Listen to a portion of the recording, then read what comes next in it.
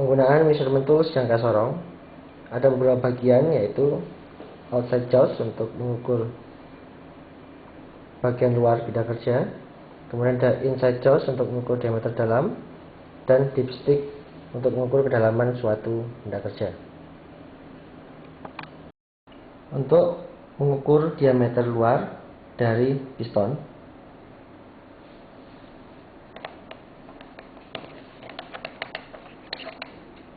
tepatkan pada bagian bidang kerja yang akan diukur, kemudian tekan. Setelah itu lakukan penguncian. Hasil pembacaan adalah sebagai berikut. Dilihat angka 0 pada bagian bawah terletak di angka lebih dari 50. Kemudian cari bagian bawah yang segaris dengan pembacaan di atasnya. Di sini temukan segaris adalah angka 6. Cara menjumlahkannya adalah sebagai berikut. Mulai 0 sampai dengan 6 itu terdapat 30 garis. Jadi 0 sampai dengan 6 itu ada 30 garis. Angka 30 tersebut dikalikan dengan parameter yang ada di sini, yaitu 0,02 mili. Maka didapatkan hasilnya adalah 0,6 mili. Sehingga total pembacaan dari hasil pengukuran diameter piston tadi adalah 50,6 mm. Penggunaan jangka sorong untuk pengukuran diameter dalam silinder. Gunakan bagian yang untuk mengukur bagian diameter dalam. Setelah didapat, lakukan penguncian.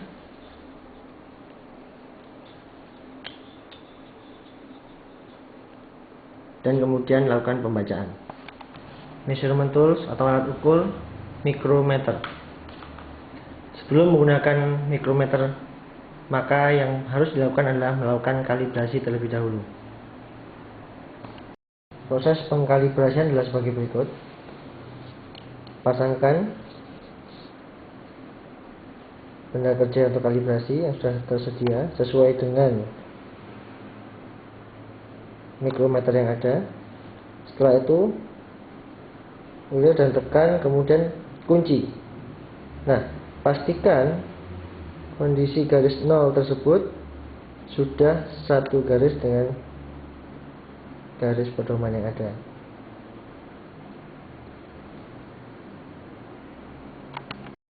Apabila setelah dicek ternyata masih belum standar, contohnya garis acuan dan 0 tidak segaris, maka kalau simpangannya kecil, lakukan penyetelan sebagai berikut. Gunakan pengunci yang ada, kemudian putar hingga garis 0 berada pada posisi yang sama atau segaris dengan garis acuan. Untuk pengukuran bidang kerja pada piston, maka yang diukur adalah berjarak 10 mili dari bagian bawah piston tersebut. Kita gunakan dipper pada jangka sorong untuk menentukan lokasi pengukuran. Setelah itu gunakan mikrometer.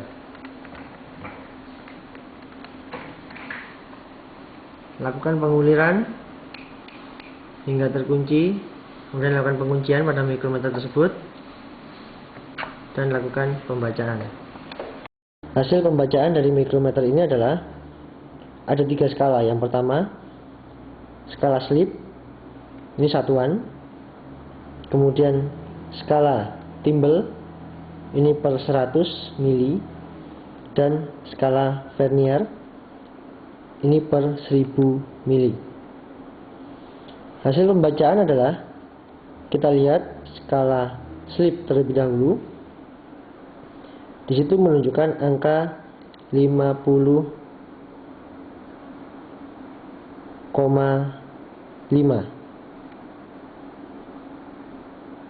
Kemudian kita lihat skala timbel. Di situ kita cocokkan dengan garis tengah tersebut, maka didapat angka 46 lebih. Karena masih ada lebih, maka kita lihat skala vernier. Kita lihat garis dari skala vernier ini yang lurus ada di angka 2. Maka ini berarti ditambah lagi dengan 0,02 mili. Total dari hasil pengukuran adalah 50,5 mili plus 0,46 mili plus 0,002 mili. Maka hasilnya adalah 50,962 mili. Menggunakan tool seperti pada gambar, yaitu torsimeter. Torsimeter ini dibagi beberapa tipe. Salah satunya adalah tipe klik dan tipe jarum. Tipe jarum ini pun terbagi dua, yaitu tipe jarum manual seperti pada gambar tengah, dan tipe jarum seperti pada gambar.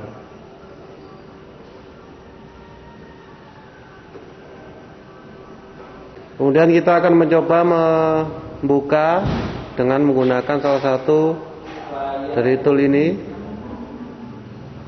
Yang pertama-tama adalah dengan menggunakan tool torsimeter dengan tipe klik.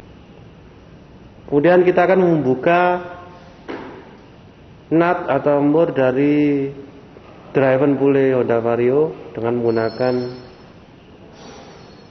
torsimeter dengan ukuran 49 Nm. Terlebih dahulu kita akan set torsimeter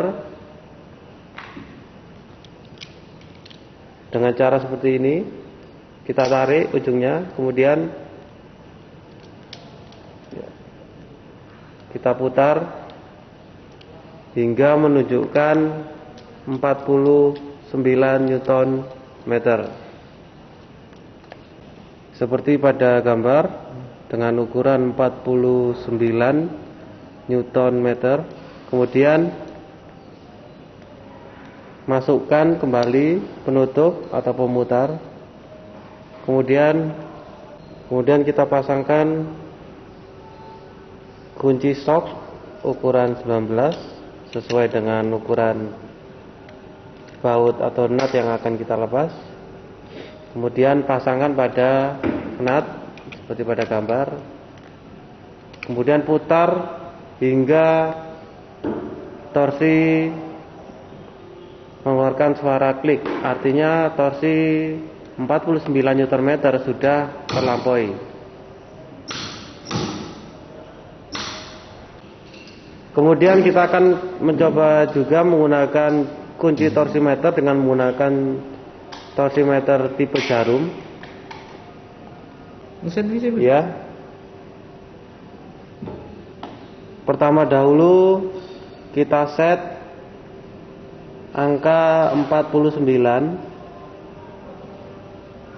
Ya, seperti pada gambar, untuk memastikan bahwa jarum panjang nanti akan melewati atau menyentuh dari jarum penunjuk. Ya, kemudian kita pasangkan. Kemudian kita lihat pada jarum penunjuk hingga menyentuh jarum penunjuk. Ya, seperti pada gambar. Ya. Berarti nut sudah melewati torsi tersebut atau sudah terkencangkan sesuai dengan torsi yang direkomendasikan. Adalah penggunaan dari bore gauge atau tool yang dipakai untuk menghitung diameter dari silinder. Untuk perhitungan dalam diameter silinder dibantu oleh tool yang lainnya, yaitu jangka sorong dan mikrometer.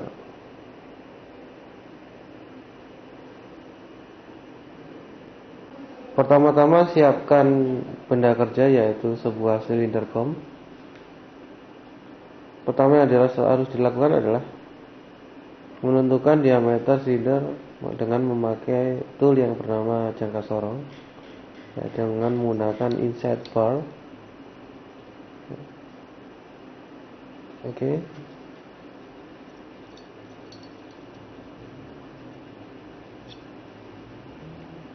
Yang perlu diperhatikan dalam mengukur silinder kom ini adalah penempatan dari jangka sorong pada daerah kerja, yaitu daerah yang paling banyak bergesekan dengan piston.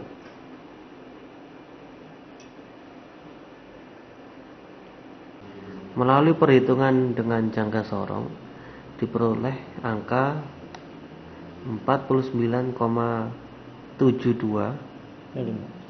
mm.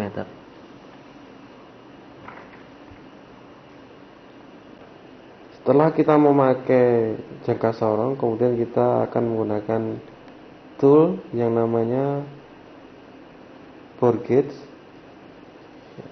Tetapi sebelumnya kita akan mengenal dulu bagian-bagian dari bore gauge. Yang pertama adalah dial indikator, kemudian tangkai dari bore gauge, kemudian anvil. Anvil ini tersedia dari ukuran 35 mm sampai pada 60 mm. Kemudian ada washer dari ukuran 0,5 mm sampai pada 3 mm.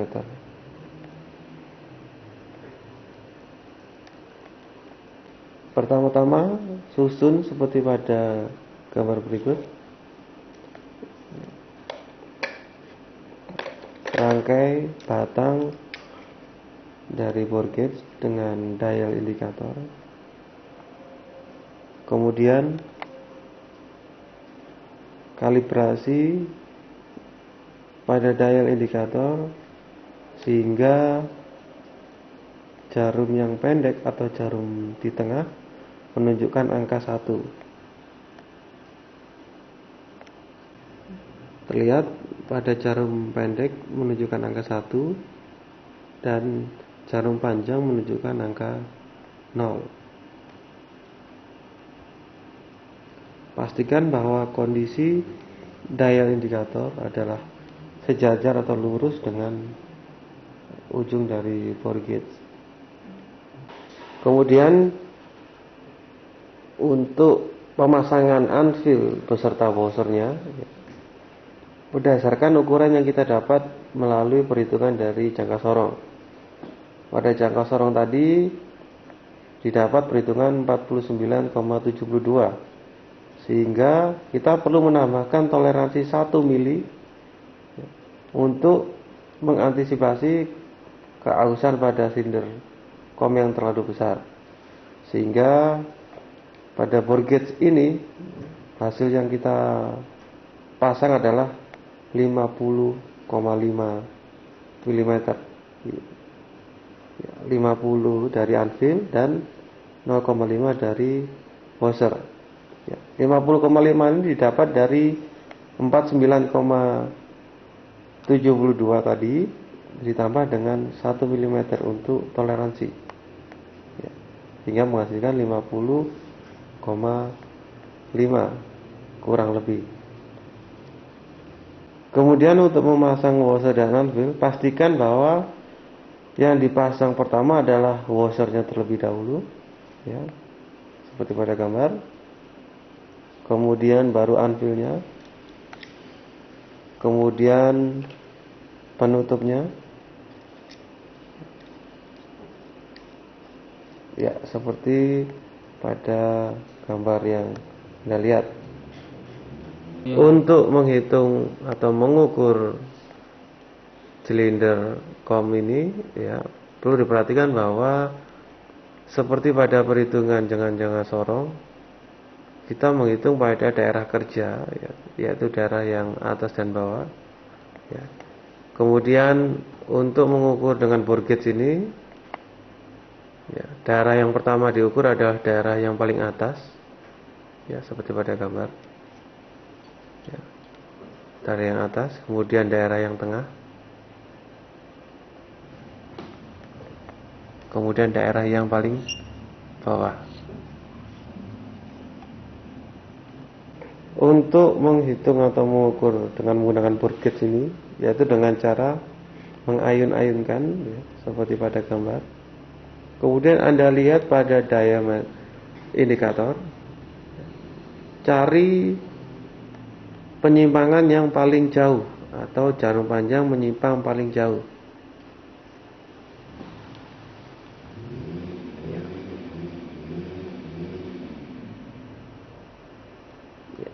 Terlihat itu adalah jarum panjang, terlihat penyimpangan paling jauh. Penyimpangan paling jauh tadi adalah, ya, angka yang akan kita baca sebagai dasar dari perhitungan dengan menggunakan bore gauge ini. Ya, dengan menggunakan bore gauge ini kita lihat hasil perhitungan bahwa menunjukkan angka panjang pada 14 dan angka pendek pada 2, sehingga hasil yang kita dapat adalah 2.14 atau 2 pada kecil dan 14 pada jarum besar atau panjang. Langkah yang kita lakukan pada perhitungan pada bagian atas juga kita lakukan pada bagian tengah, ya, dengan mencari penyimpangan paling besar. Kemudian juga pada bagian bawah juga melakukan cara yang sama seperti pada langkah sebelumnya, yaitu dengan mencari simpangan paling besar. Dari ketiga pengukuran yang Anda lakukan, catat hasil pengukuran pada bagian atas, tengah, dan bagian bawah pada selembar kertas, ya, seperti pada gambar. Terlihat bagian atas mendapatkan hasil 2.14, bagian tengah 2.15, dan bagian bawah 2.15. Kemudian untuk perhitungan dengan menggunakan mikrometer, hasil perhitungan yang kita pakai adalah hasil dari bore gauge yang paling besar, yaitu tadi adalah 2.15. Ya. Kemudian kita pakai mikrometer dengan range kerja antara 50 sampai 75 mm, ya, seperti pada gambar. Kemudian samakan atau hasil dari penggunaan indikator tadi sebelumnya menunjukkan ukuran yang sama adalah 2.15. Ya, terlihat pada mikrometer menunjukkan hasil 49,917. Kita lihat pada skala sleeve menunjukkan angka 49,5. Kemudian pada skala timbal menunjukkan angka 41. Kemudian pada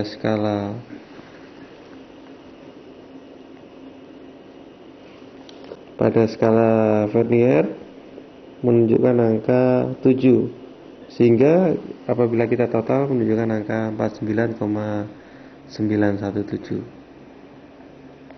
Berikut adalah tool dengan nama compression tester atau compression gauge.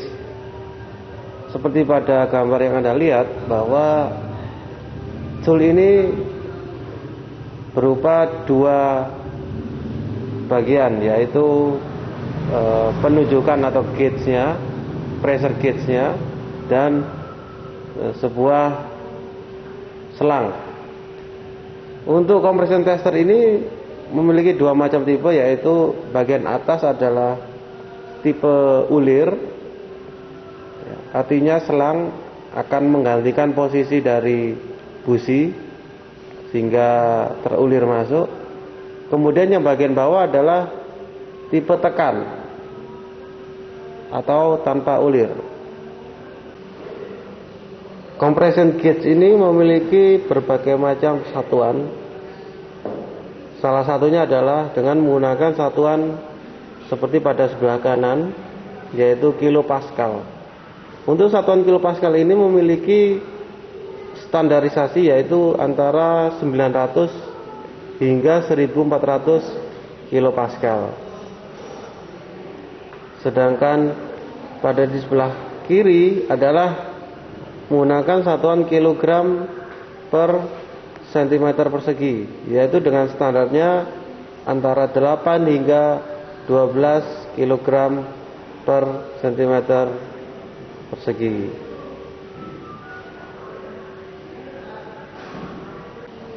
Berikut adalah pemakaian dari compression gauge atau compression tester pada sepeda motor Honda tipe Supra Fit. Pertama-tama adalah lepas busi.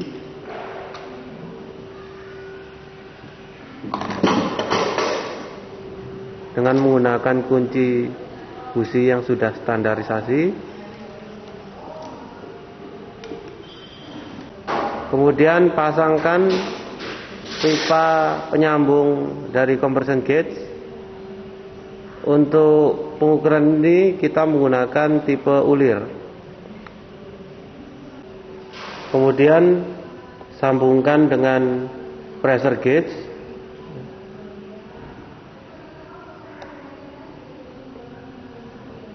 Hingga rapat. Kemudian lakukan proses engkol sebanyak 5 kali. Tetapi jangan lupa Anda pastikan bahwa posisi throttle adalah terbuka penuh dengan cara menarik handle gas penuh. Kemudian baca skala dari pressure gauge. Terlihat pada pressure gauge menunjukkan 1000 kilopascal. Kemudian lepas compression gauge dan kembalikan busi pada posisi semula. Tekanan yang ditunjukkan oleh pengukuran tadi menunjukkan bahwa mesin ini memiliki kompresi normal atau masih bagus. Adalah tool yang dipakai untuk mengukur keolengan dari crankshaft. Yang pertama adalah V-block ya, untuk penempatan dari crankshaft. Kemudian ada mistal untuk mengukur jarak dari penempatan dari dial. Kemudian di sebelah kiri ada dial indikator. Dan kemudian di sebelah kiri ada magnetic stand. Kemudian susun V-block pada bidang yang datar dengan jarak sesuai dengan jarak antara kedua bearing pada crankshaft. Kemudian tempatkan crankshaft pada V-block ya, sehingga dia dapat berputar. Oke. Kemudian pasang magnetic stand pada V-block. Magnetic stand ini berfungsi sebagai tempat atau kedudukan dari dial indikator. Kemudian pasang dial indikator pada magnetic stand.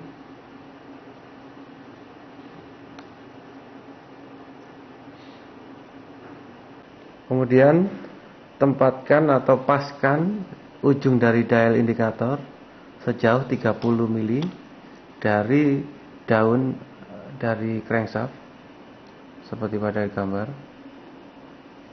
30 mili atau 3 cm ya.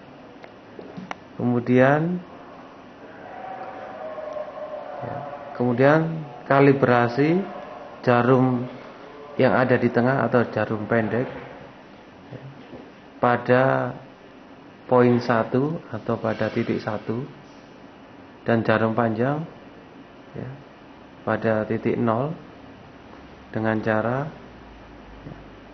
memutar dari kalibrasi besar. Dan kemudian perhatikan batas toleransi ya.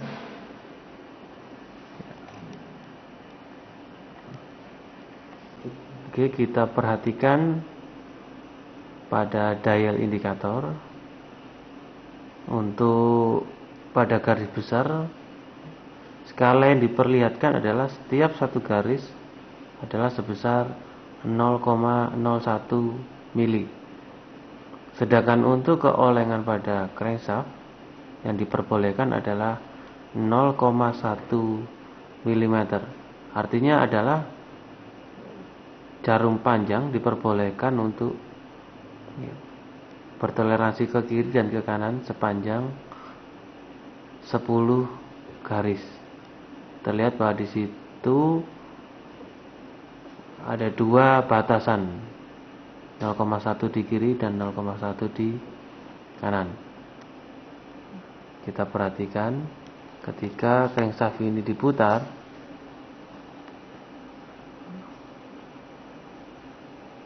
maka jarum yang panjang masih dalam range batas toleransi. Ini menunjukkan bahwa crankshaft masih dalam posisi atau dalam kondisi baik. Insight micrometer dengan range kerja 5 sampai 30 mm dengan ketelitian 0,01 mm.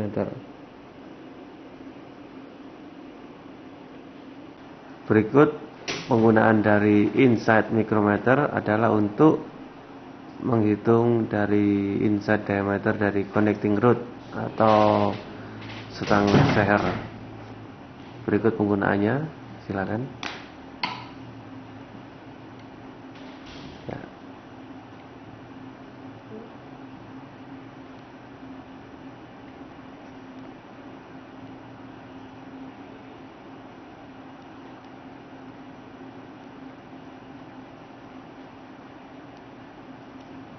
Ya, seperti pada gambar adalah cara atau pemakaian dari insight micrometer yang benar pada perhitungan insight diameter dari connecting rod.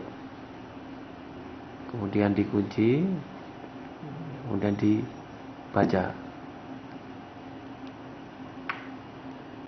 Ya, dari pengukuran sebelumnya terlihat bahwa diameter insight dari connecting rod adalah sebesar 13,03 mm, terlihat pada skala mikrometer ya. 13,03 mm. Berikut adalah float level gauge yang berfungsi untuk mengukur ketinggian dari pelampung karburator.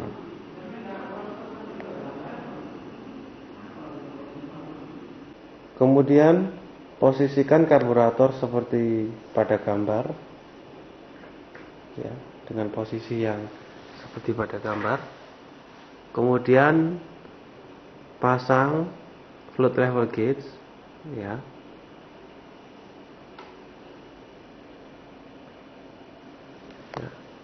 bisa Anda lihat bahwa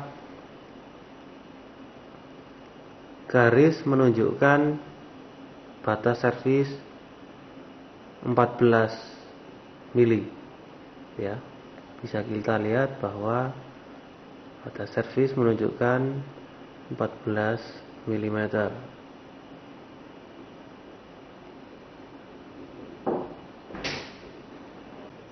Seperti Anda ketahui bahwa fluid level gauge ini dapat diatur-atur sesuai dengan spesifikasi dari tiap-tiap karburator. Cara pengoperasinya cukup mudah, tinggal digeser membesar maupun tinggi rendahnya.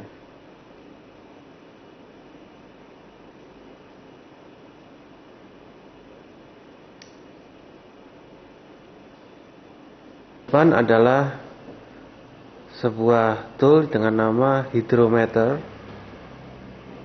Hidrometer ini berfungsi untuk mengukur berat jenis dari air aki, apakah air aki tersebut dalam kondisi baik, setengah baik maupun jelek.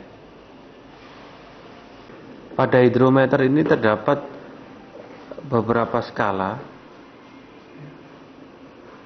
terlihat seperti pada di gambar. Ada yang berwarna kuning, putih maupun merah. Seperti terlihat pada gambar, kuning adalah full charge, artinya muatan listrik masih penuh. Putih artinya half charge, artinya muatan tinggal setengah. Dan merah artinya dead battery, artinya muatan sudah nol. Cara penggunaannya adalah seperti gambar berikut. Pertama-tama buka penutup dari baterai.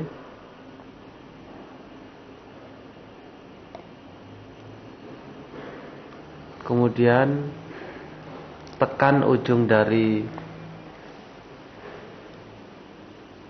hidrometer, kemudian masukkan,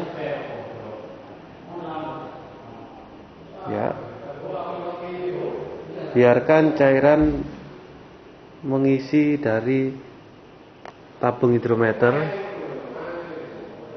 hingga dia menunjukkan pada skala tertentu.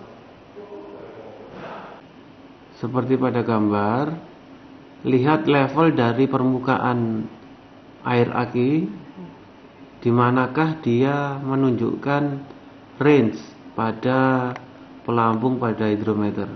Terlihat bahwa air aki menunjukkan pada range warna kuning, artinya bahwa air aki ini masih dalam kondisi baik atau full charge. Perhatikan bahwa untuk berat jenis dari air aki yang terbaik adalah antara 1,27 hingga 1,29.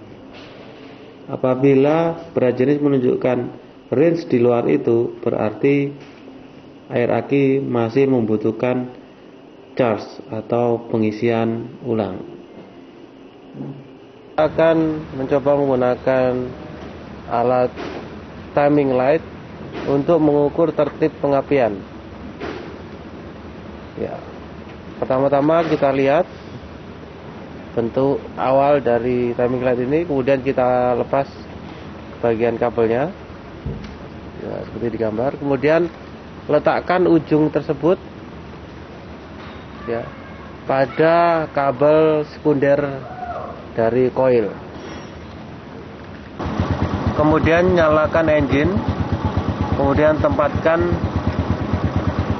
posisi timing light menyinari dari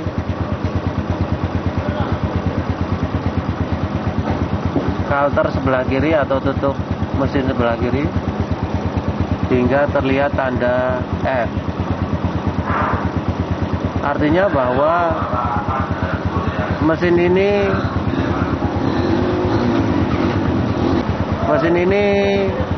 memiliki tertib pengapian yang tepat pada putaran stasioner.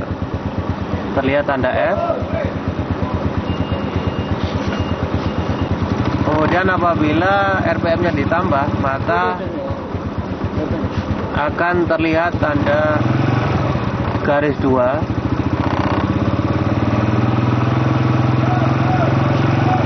Ya, seperti pada di gambar. Artinya bahwa engine ini memiliki tertib pengambil yang bagus pada putaran tinggi atau tepat sesuai dari pabrikan.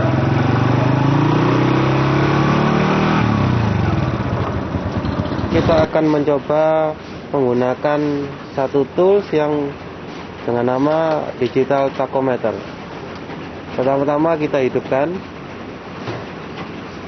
kemudian kita pastikan bahwa posisi piston dalam menunjukkan angka 1 dan cycle menunjukkan angka 2. Kemudian nyalakan engine. Kemudian dekatkan tachometer seperti pada gambar. Kemudian baca angka yang ditunjukkan oleh tachometer digital ini. Kemudian lakukan penambahan RPM apabila angka yang ditunjukkan tidak sesuai dengan standar yang ditentukan oleh pabrik.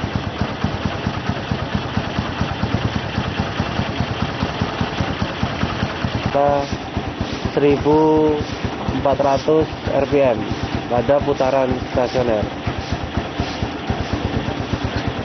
Penggunaan multitester dalam hal ini adalah ampermeter. Kita akan gunakan terlebih dahulu untuk mengukur tegangan dari baterai. Pertama-tama sebelum digunakan adalah lakukan kalibrasi atau penyetelan. Jarum harus berada di angka 0. Ya. Setelah dipastikan jarum berada di angka 0, lakukan pemilihan di DC volt untuk menggunakan aki. Pastikan selektor atau angka yang dipilih adalah tegangan di atas dari tegangan yang akan kita ukur. Kita akan mencoba mengukur baterai ring atau MF baterai di mana memiliki tegangan 13 volt, maka kita harus pilih selektor di sini di atas 13 yaitu 30 volt. Setelah kita pilih selektor di angka DC volt 30, maka untuk pembacaan nanti, untuk patokannya adalah kita lihat sisi sebelah kanan. Kita akan patokan pada deret angka yang ada di DC volt 30. Jadi kita akan lakukan pembacaan di area deret angka yang ini. Baik, kita akan praktekkan untuk mengukur MF baterai. Kita pasang adaptor hitam di negatif dan yang berwarna merah di positif. Kita lihat hasil pengukurannya. Kita lihat deret angka yang di angka 30 dan kita bisa dapatkan hasil itu adalah 12,5 volt. Proses penggunaan multitester ampermeter kali ini kita akan mengukur hambatan atau ohm. Kita gunakan atau yang akan kita ukur adalah coil. Sebelum dilakukan pengukuran, maka kita ganti selektor itu ada di daerah pengukuran ohm yang memiliki simbol ohm seperti yang ada di gambar. Sebelum melakukan pengetesan, kita lakukan kalibrasi terlebih dahulu. Cara melakukan kalibrasi adalah kita temukan antara positif dan negatif. Kemudian kita lihat. Nah, apabila belum mencapai titik 0, maka lakukan penyetelan. Hingga tepat mencapai titik 0. Sekarang coba kita lepas dan kita gabungkan kembali, maka akan ketemu titik 0. Ini berarti alat sudah terkalibrasi. Sekarang kita akan mengukur hambatan di kabel sekunder dari coil. Kita pasang negatif atau salah satu di kabel busi, kemudian salah satu kita pasangkan di massa. Ya. Maka kita akan dapatkan di sini, kita baca di yang biru, di deret angka yang ada di sini dengan tanda ohm, maka kita dapatkan angkanya adalah 8,5. 8,5 kita lihat di selektor. Untuk mengukur di kabel sekunder coil, kita pilih kali 1 kilo. Maka setelah didapatkan 12,5, hasil pengukuran adalah 12,5 kali 1 kilo atau 12,5 kilo ohm. Sekarang kita akan lakukan pengukuran untuk kumparan primer.